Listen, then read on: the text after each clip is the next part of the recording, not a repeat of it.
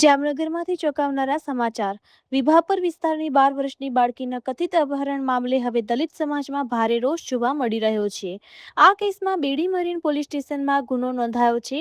દલિત સમાજના આગેવાનો આજે જિલ્લા પોલીસ વડાને રજૂઆત કરવા પહોંચ્યા અને માંગ કરી છે કે આરોપીને આગામી 24 કલાકમાં ઝડપી લેવામાં આવે। આગેવાનોએ ચેતવણી આપી છે કે જો નિર્ધારિત સમય મર્યાદામાં કાર્યવાહી નહીં થાય તો ઉગ્ર આંદોલન શરૂ કરવામાં આવશે।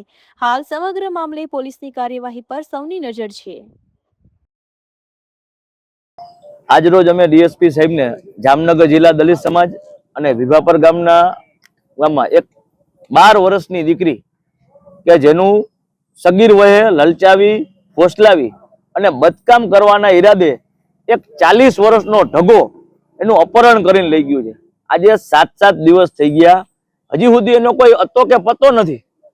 પોલીસની ઢીલી નીતિ સામે આજે અમે રજૂઆત કરવા આવ્યા છીએ કે 7 તારીખનો બનાવ છે।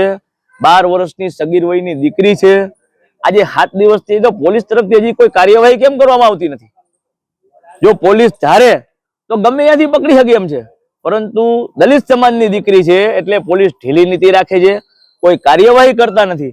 એટલે અમે આજે એસપી સાહેબને રજૂઆત કરવા આવ્યા છીએ કે 24 કલાકની અંદર આપ તરફથી જો કોઈ કાર્યવાહી કરવામાં નહીં આવે તો અમે કાં આઈજીને મળશું અને કાં પછી અમે આ બાબતે ઉગ્ર આંદોલન કરશું।